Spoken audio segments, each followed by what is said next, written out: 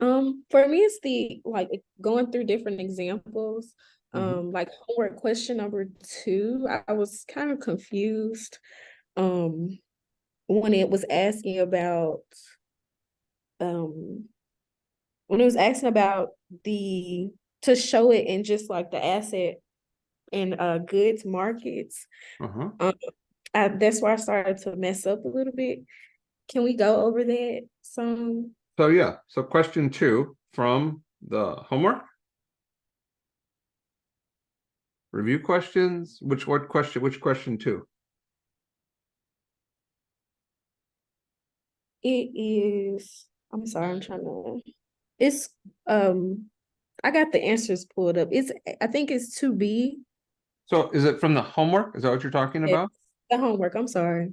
Okay, so question two from the homework that we just did, right? Homework six Yes. from this semester. That one. Okay.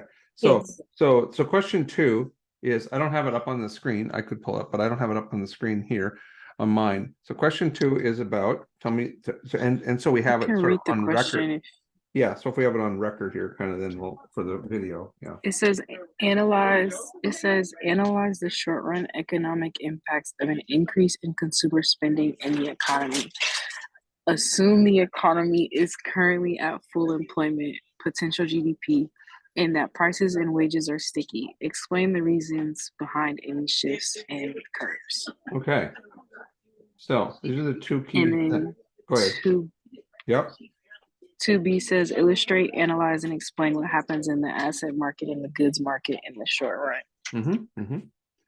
Right. So here's the what happens, right? Increase in consumer spending, right?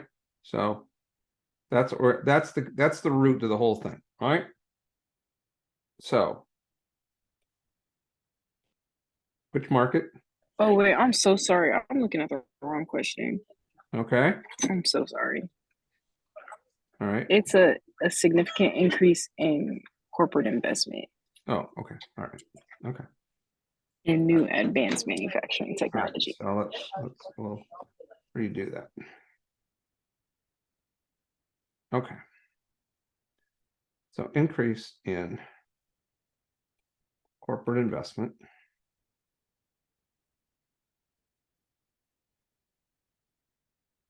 New technology. So AI, robots, etc. Right? Advanced manufacturing, And then etc. and this question asks explain what happened in the aggregate production Yep. function, the labor market, the asset market, and the goods market. All right. So we've got flexible prices. All right. So those are the two things that matter here. All right. So here's the thing. All right. Here's the thing here's whoops. Oh, the wrong thing here. Right. So we have to have something to shock the economy to get it started. So here's our shock. And then the rest of it is how does it reverberate throughout the economy? What happens? So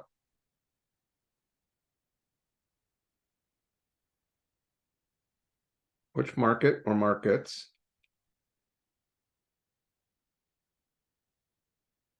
which curve or curves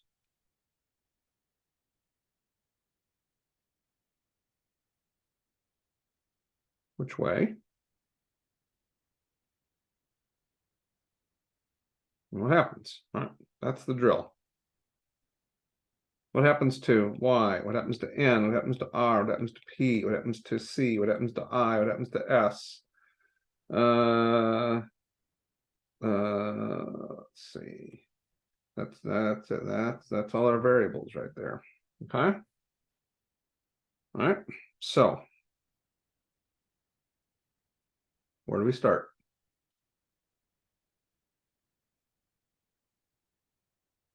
Where do you want to start? This is perhaps the hardest part, in a sense, for people when they're practicing this, right? But you've already seen the solutions, so where should we start?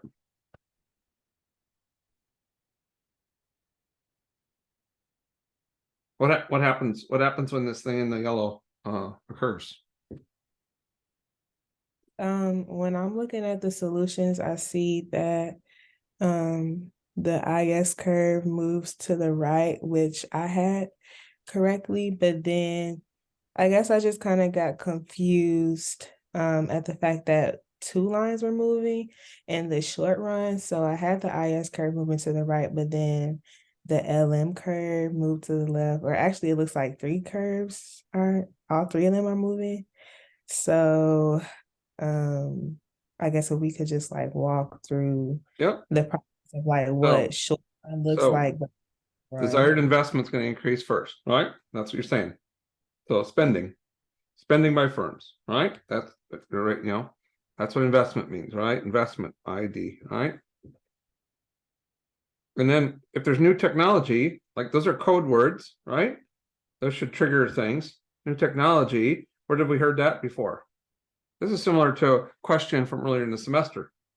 Probably on two. It's from the production function. It's All right, going to that's right. So that increase output and employment. right. So that's A and K in the production function. All right. So ID is in the goods market. This is the production function in the labor market. All right. This is back in chapter 3. This is in chapter 4. All right. So let's put this all together. So let's start with IS and LM first of all.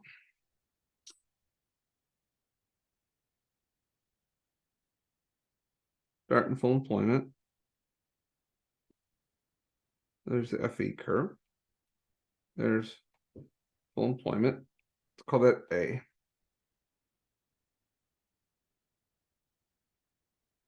And then we'll put aggregate demand, aggregate supply here as well.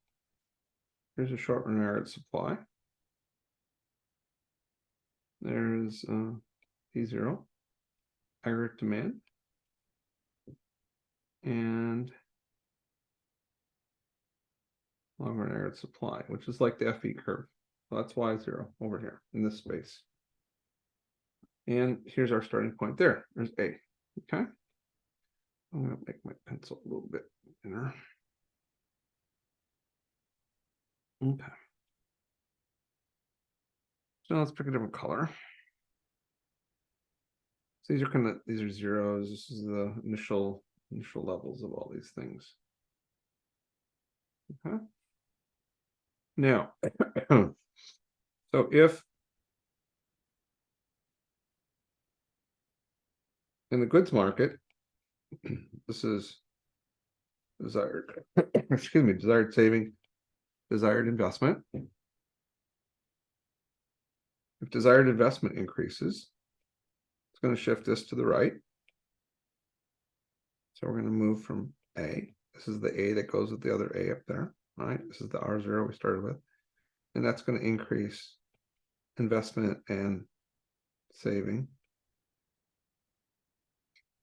Right? It's going to raise the interest rate, equilibrium real interest rate. That means it shifts the IS curve up to the right. Okay.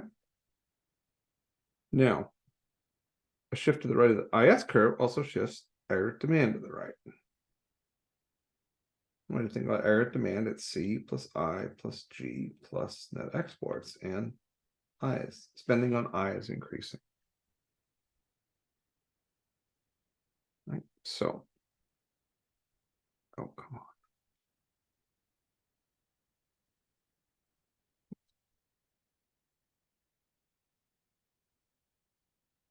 B. So here's actual GDP increase. It's above potential GDP. This is above potential GDP. This is Y1 over here. These are the same Y1 over here as over on the left side, right? So this is B. But prices are not sticky. They're flexible, so we're going to come back to that. But before I shift that short run aggregate supply curve, and before I shift the LM curve back, right? Because now actual is greater than potential GDP. So the price level is going to go up, but we still got to deal with this. We still got to deal with the other part of the problem that, right? This new technology in the long run anyway is going to change A and K, right? So this is one of those situations where, yeah, we actually are gonna have two shifts. Normally, or most of the time, that's not the case, but in this one we're going to. So now I'm gonna go here. I'm gonna come back. We're gonna come back to that. But now let's kind of take a detour, not detour, but just kind of on the side for a moment. Here's labor, the real wage, labor. Here's the labor market, labor demand, labor supply.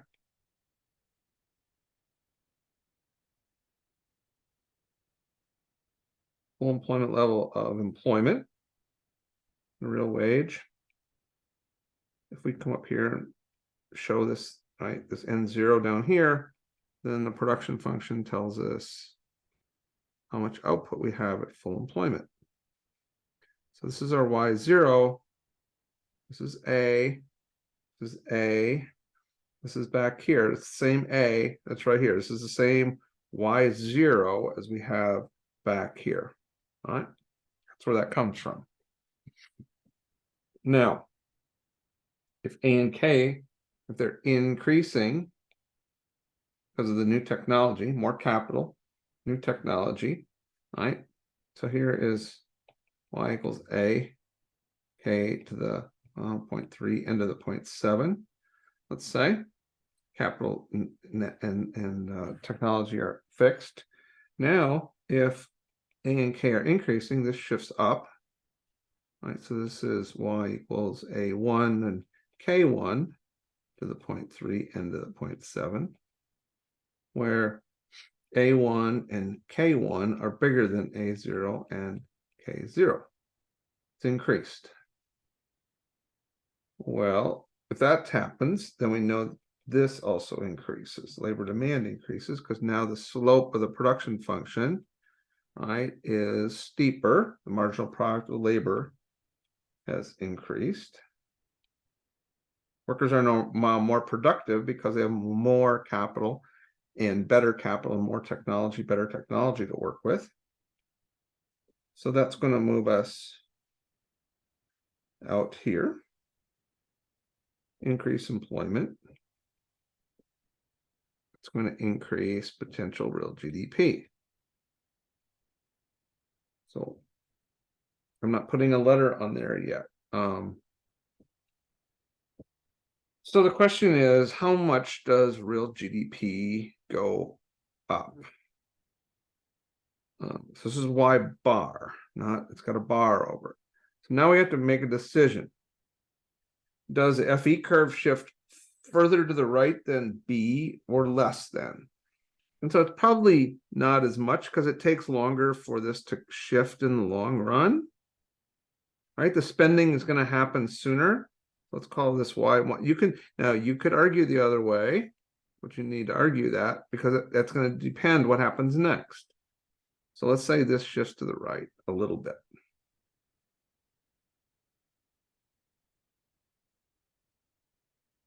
Probably the case. All right, so here's a new longer arrow supply curve, new FE curve. Well, B is still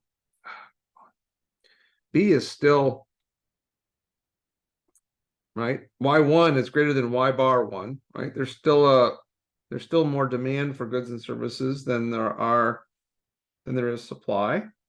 All right. This distance right here. And so the price level is going to go up. When the price level goes up, when is it going to stop going up? In other words, the short run average supply curve is going to go up until it just crosses at that new full employment line. This is a new short run average supply curve. Price levels, and when does it stop? As the price level goes up, the LM curve shifts back to the left. And when does it stop? When it's back at full employment, just like over here. So in the end, what's happened to the price level? It's gone up. Real interest rates gone up. We knew that already. We saw that there. We know that real GDP has gone up to Y bar 1, full employment. Right, we know that's going to be bigger at C. Right, so we've moved from A to C. So this is like point C in the production function then.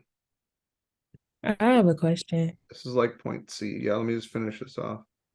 Oh. So the real wage has gone up, employment's gone up, GDP's gone up, real interest rate's gone up, price level's gone up. And we could show the asset market as well. All right. I'll just do that down here. All right. This is a real interest rate, real money supply, real money demand. Here's the money supply over the price level, M0 over P1. Here is money demand over the price level. When real GDP increases, there's more demand for money. That's going to shift this up. So that's right. You can see that the interest rate kind of goes up in two chunks here, right? The same thing is happening here in the money market, right? So this is R0, R1, and then as the price level changes, it goes up. That's going to reduce the real money supply, and the real interest rate is going to be. This is the same money supply, but a new higher price level. And so that R2, well, that would be R2. This would be R2. This would have been R1, right? So all of this has to, all the things have to be consistent. They all have to match up, right? In the goods market, there's going to be also some increase in saving coming from the increase in GDP, right? So it'll be a little bit of a shift of the saving curve as well, probably. So go ahead. Yep. So this is probably the most complicated one that we've seen. That's right. Go ahead. Sorry. So just as a I guess I don't want to say requirement, but just a general rule, is it gonna be the case most of the time that in the long run all three of the curves are gonna move to meet the equilibrium? No, no, rarely. The only Okay. time that all three move, right, is when there's something that affects the production function or labor supply. Right? Because this right here is the only stuff that moves the FE or long run average supply curve.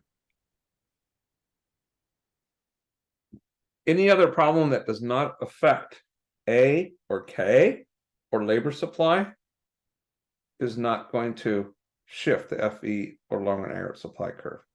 In other words, everything is just going to happen with IS and or LM or aggregate demand and short run aggregate supply. I thought that you had to move the short run aggregate supply up when AD increased. Sorry, you're not exactly breaking up, but you're not coming in clearly. So I'm not sure exactly what the question was. I thought that you had to move the price level and the SR. Right, that's the short run, right? The short run aggregate supply curve. We're talking about movements in the long run aggregate supply curve or the FE curve. Okay. Those will not shift unless there's something that affects the production function, right, or labor supply.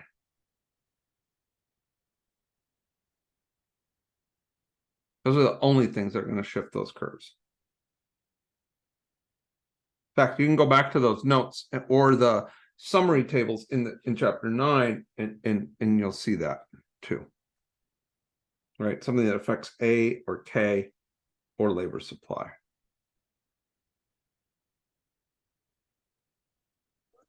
And just to be correct, the FE curve is moving because there's a shock. Correct. The FE curve is moving because this curve is shifted up.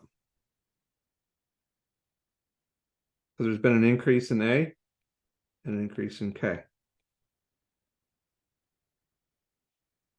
So this is the supply side response to firms investing in new technology. So it's going to affect the long run supply in the economy. This is affecting demand. ISLM and aggregate demand. Long run aggregate supply and FE.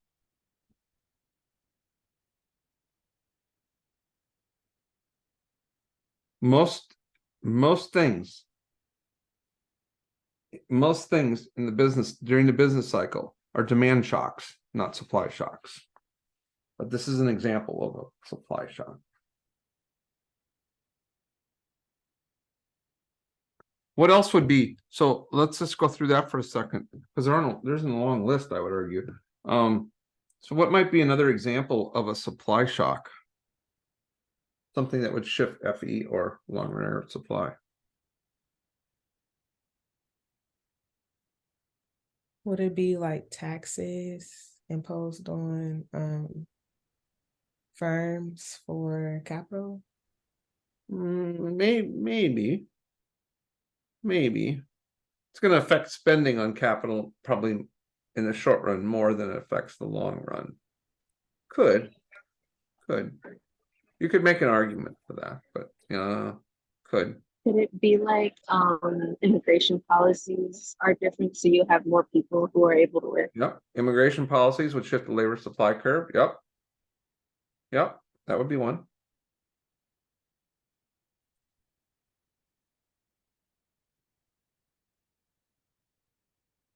So yeah, anything that's gonna shift labor supply or A or K or labor supply. What could cause a production function to shift down? In other words, the same amount of, or with the same amount of labor, you can't get as much output.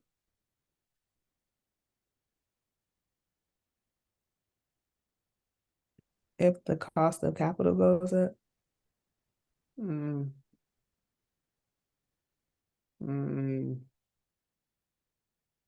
Maybe, but then the question is the cost going up relative to the? I mean, it's going to affect desired. I mean, that's one of the things in chapter 4 that we're going to talk about in terms of affecting desired investment, which is the goods market, right? Which is spending on. So if the cost of capital goods increases, it's going to affect how much capital firms want to put in place and how much their desired investment level. So something that's going to affect the future marginal productivity of capital, maybe. So maybe taxes, corporate taxes. I mean, what if there was a, what if you were in Ukraine? What if you were living in Ukraine? You live in Kiev. It was a pretty bustling city prior to a year ago, or a year and 14 months ago. Yeah, it's the war is. Yeah, I don't know if you say this correctly, but it's a loss in efficiency. Yeah. Your productive capacity is decimated. Like factories bombed out, and you got fields that are mined. Like, so they're not going to be able to produce as much wheat, etc. That even if you get in the fields, you're not going to produce as much because part of your country at least is actively under attack. But your productive capacity, especially in the eastern part of Ukraine, is in the war zone and been decimated. So I would say that it can happen because you're a country at war, for example. It could happen, labor supply, the whole discussion we had about China's population perhaps shrinking over time. That would be a labor supply issue. So that's going to be the question is whether, in that case, whether A is increasing faster than labor supply is decreasing, for example. But there aren't a ton. I mean, it could be a major drought in a country, in the US or otherwise, that affects agricultural production, let's say. So you don't get as much output, even with the same number of workers and the same number of machines. So that could cause a drop, right? In the long run, productivity. COVID can happen, affecting labor supply, affecting shipments of raw materials, etc. Right? Can't get as much output produced. Things are shut down. But there aren't even if something affects the long run supply curve or the FE curve, it's probably going to affect spending as well. So most shocks that cause business cycles, not all, but most shocks are spending related. And consumers are 2/3 of the economy, so oftentimes it's consumer spending. So there are only so many questions that one could ask about these sorts of things using this model, right? They're just, it's either going to shift aggregate demand, or it's going to shift aggregate supply, long run aggregate supply or aggregate demand. But most things are aggregate demand, because aggregate demand comes from IS and LM. IS and LM are the goods market and the asset market, right? In the asset market, Federal Reserve policy, the goods market, that's spending by businesses, the government, and consumers. Like, that's a big chunk of the economy. It's like so one of the things that you should sort of have in your mind at this point, and I said this while we were starting out chapter 9 as well, and handing out the notes, that there's a lot longer list of things that shift the IS curve than that, and LM curve than shift FE and long run aggregate supply. And the longest list comes from things that shift IS. And so the most of the time, not always, but most of the time, it's going to deal with a shift in IS or aggregate, or aggregate demand in general. But sometimes you'll get. So I mean, there certainly are episodes in the 1970s. We had 2 major recessions. They were supply side shocks. They were caused by OPEC raising oil prices, and keeping them high. So we couldn't produce as much stuff. So and it was more expensive. So it was bad. Yeah.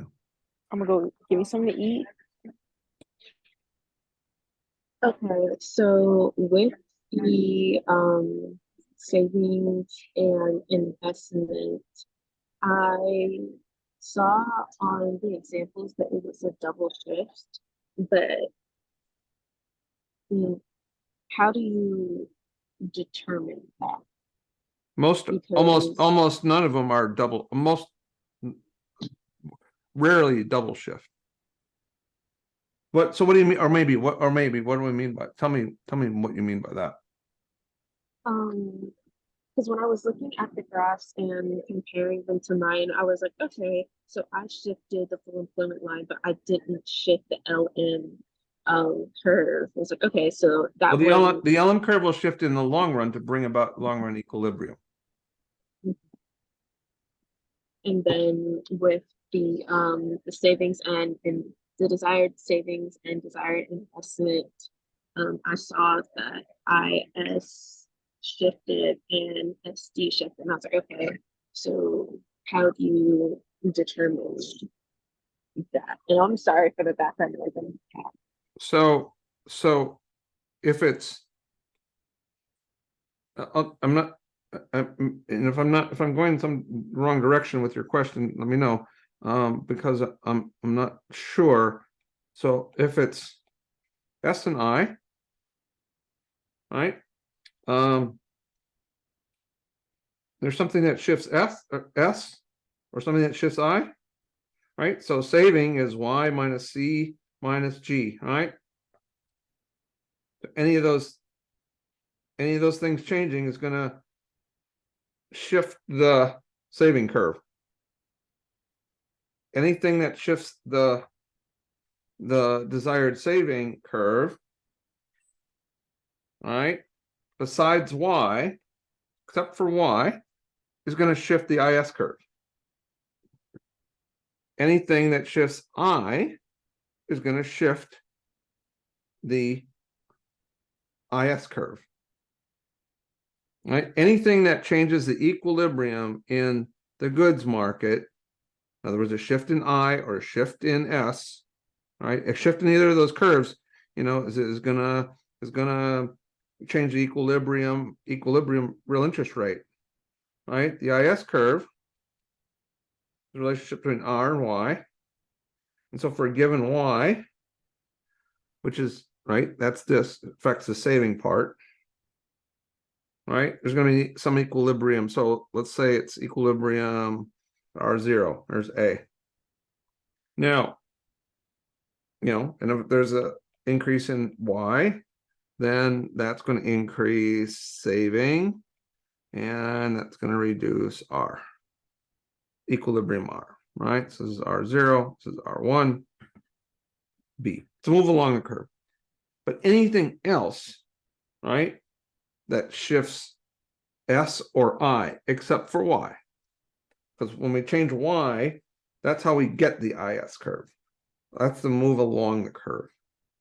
Well, let's say government spending goes up. Government spending, there's a minus sign there, so it's going to reduce desired saving. We learned this back in chapter 4. All right. So that's going to, that's for a given Y. The Y hasn't changed. What's changed is G, right? So say G's gone up, right? So in that case, the equilibrium real interest rate is going to go up, right? Compared to A for a given Y, that's R2. This R2 is that R2, right? The IS curve shifts to the right, up and to the right. Increase in G, increase in C, increase in, if we increased I, right? If we increase this and shift this to the right, the equilibrium real interest rate is going to go up. Increase in desired investment. Any of those things are going to, and then, so the question then becomes in what causes an increase in desired consumption? Well, a reduction in income taxes, for example. Right? Could do that. That's fiscal policy. Right? So any of those things. If you go back and, if you go back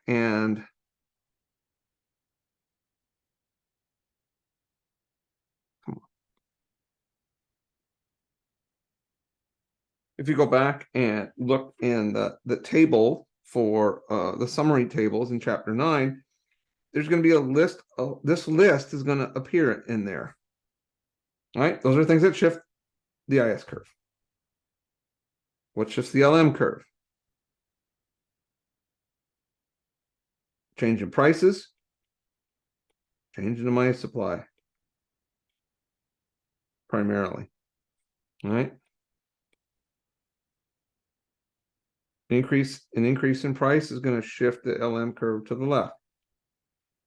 Decrease is going to shift it to the right. All right. Or if the money supply goes down, that's going to shift it to the left. That's monetary policy. That's the Federal Reserve. So the federal government affects the IS curve. The Federal Reserve affects the LM curve. Right? There are other things that can affect them too, but so monetary and fiscal policy, right? IS and LM, changes in IS and LM are what lead to shifts in aggregate demand. So things that increase spending, right? So in this case, an increase in IS, right? An increase in LM, right? Are going to shift aggregate demand to the right. And then now we can go back and what are the things that cause those things to shift in that direction? We go back there, and then we can go back to these and say, well, what shifts in the underlying markets, the goods market, right? Or the asset market. Right. So aggregate demand and aggregate supply are kind of the Uber model here, right? Underneath aggregate demand is IS and LM. Underneath IS and LM are the goods and asset market, right? And so I'm not sure if I'm answering the question or not. No, you answered the question. Right. So, Yeah. You so let me do one other thing here. No, let me not use the price level. Let me use the real interest rate. So just to kind of finish why you might have two, and you're talking about having two shifts. So we don't have to start in full employment, but oftentimes we do in our just to kind of make it easy. We don't have to. We could start with the economy in a recession. If that was the case, then it might be like over here, right? Because this would be output is lower than potential GDP. Right. So I could ask you, hey, start with the economy in a recession. How would you show that? Well, it would be that these IS and LM intersect to the left of the full employment line in that case. Okay. Now, but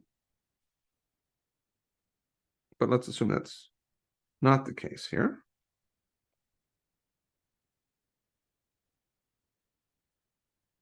So now so here's the general idea. Here's the general idea of this whole thing of how we sort of bring everything together in the course at this point. So a shock knocks us out of long run or general equilibrium. The answer is, how do we get back?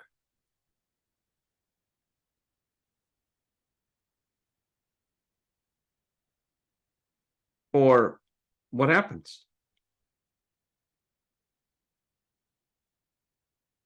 Right. So something's going to either, and there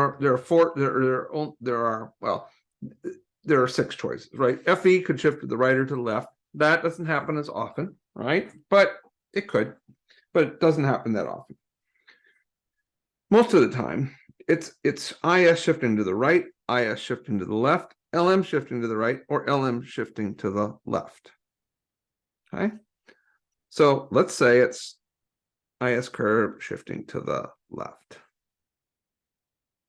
If that's the case, then we end up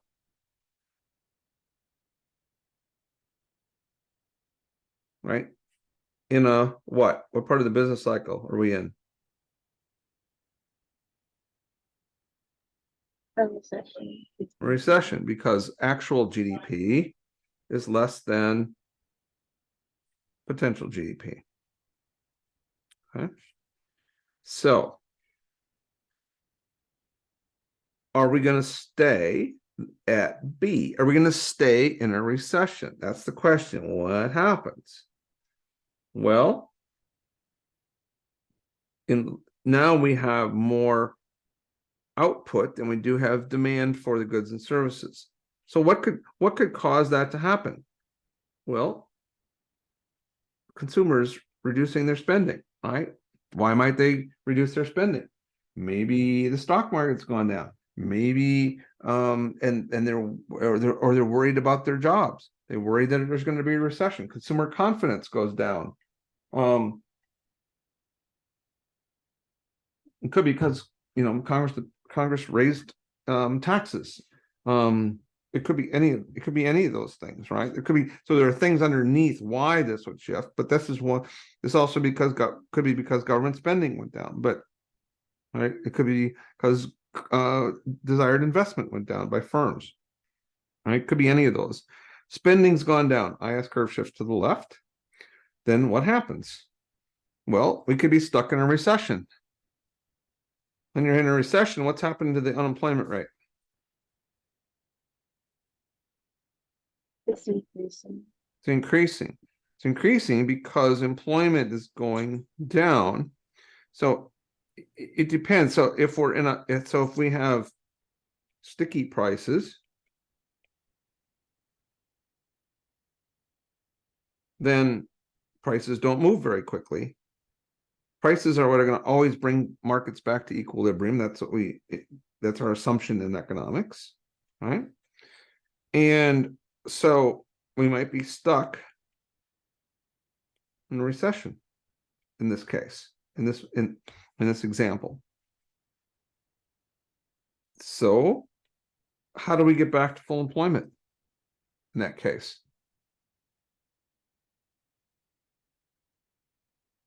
How can you get back to full employment?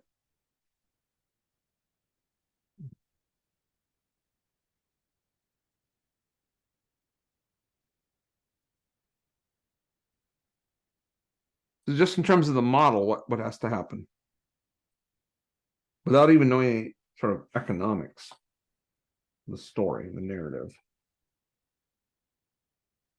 You need to come back to a place where all your lines are intersecting. That's right. And there are two ways that can happen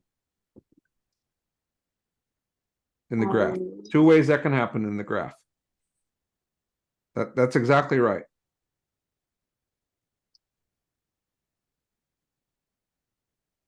You could move FE to the left, or you could move LM curve up You to you could shift what to the left? the FE curve. So if you're doing that, what does that mean? That means you have to shift labor demand or labor supply to the left, or you gotta change A or K. Yeah. How are you going to do that? The FE curve doesn't move that much. That was the point earlier. It can. We had the example. One of the examples we had in the homework is so that you can see that ways that could happen. We don't control policymakers. They sort of do that. They sort of do, but not in the short run. So yes, you could change that, but you wouldn't want to change FE to the left though. Okay. Because that means you're breaking down the production function essentially in that case. You're reducing reducing the potential GDP in the economy. You're reducing growth in that case, right? You wouldn't want to do that. That is another way that you could get them all three to come together at the same place. That's true, but that's not what you would want to do. That would make people worse off. Make the unemployment rate lower, but everybody would have less income and less money and less to eat and whatever. Yeah. So what are the other two ways that you could get all three lines to cross?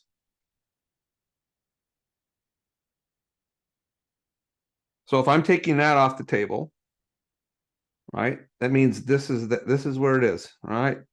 That one's not. I'm gonna claim you don't want to move that one to the left. So we're going to keep that one there. You could try to do that, but that wouldn't be good.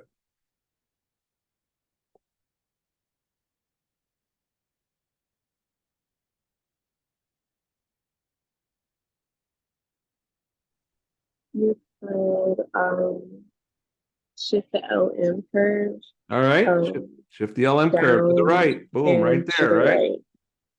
How do you do that?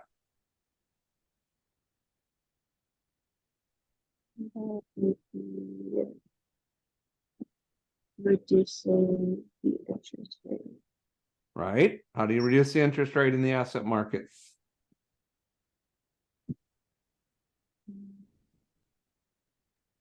Would it be like increasing the money supply. That's correct. The Federal Reserve needs to increase the money supply then, in that case. That's that's expansionary monetary policy.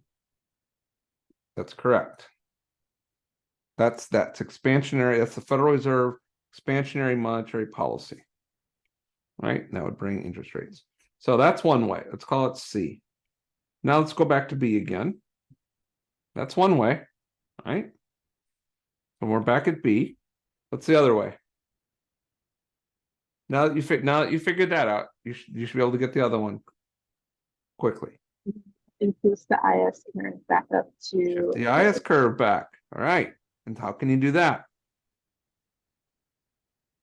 increase in investment. That could be via government spending. Yeah. How can you make businesses invest buy more capital?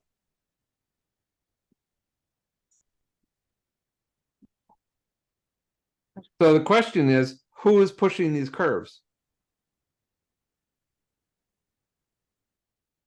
How could you get back? It could go back by itself, maybe, but what we're talking about here is policy now, macro policy.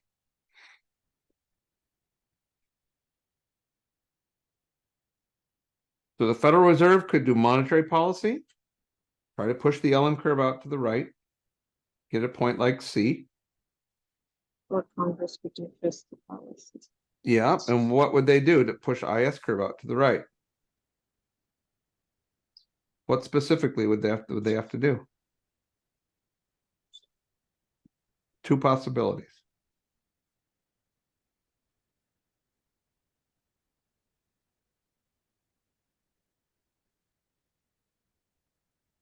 I know this is not what it's called, but like New Deal type policy.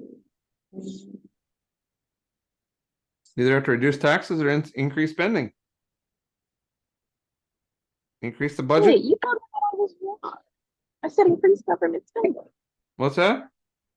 You told me that I was wrong. I said increase government spending. You were like, I thought you said investment spending. I can't. You're not. Your phone is not coming through very clearly. so sorry. Sorry. So if I misunderstood that, my apologies. I thought you were saying investment spending before. Sorry. Sorry about that. Yep. So that would be correct, right? Because what does this do, right? In the asset market, right? We go back to the underlying market,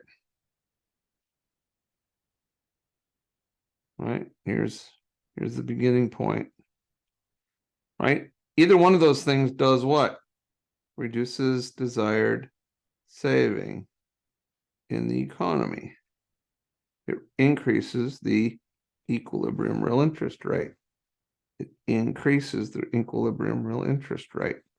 So if you shifted that back, we could get back to A in that case. So the question is, well, how much do you have to reduce taxes? How much do you have to increase government spending? That's what they did in COVID. Those are the checks we all got. And they reduced tax rates as well, actually. Did both. And the Federal Reserve did that too. Did all three during COVID. LM and IS shifting to the right. We kind of got, so if both of them shifted out, well, then we can get out, we might get out here, right? So now we're beyond potential GDP, which is kind of what happened.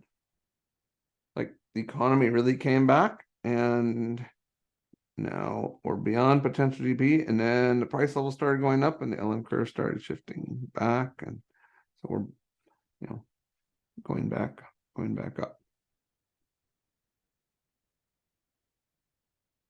So this, right? So the point here is what started things to begin with in this example, a reduction in spending, right? That was the shock that started things off. That was the shock.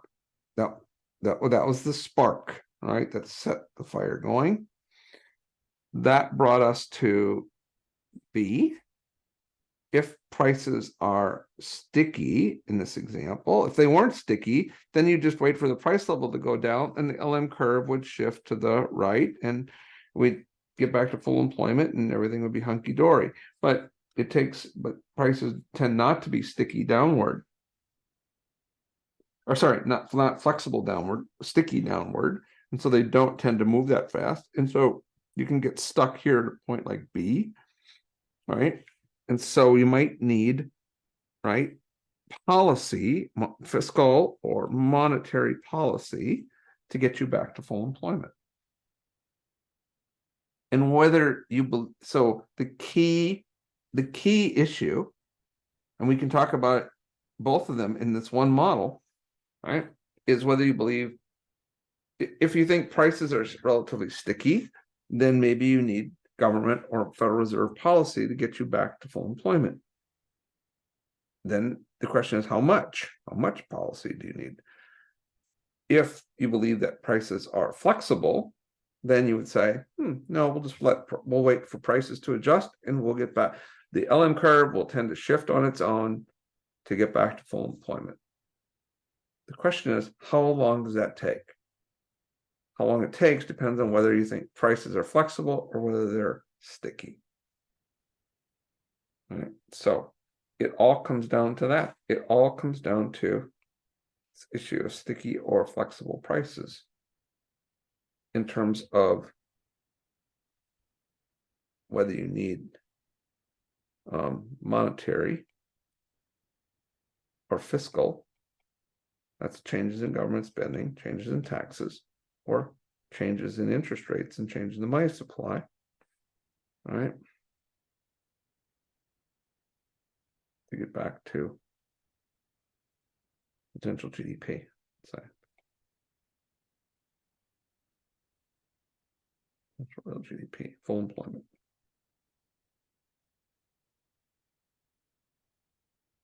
Right. So everything in the course is in terms of business cycles is, well, what causes business cycles?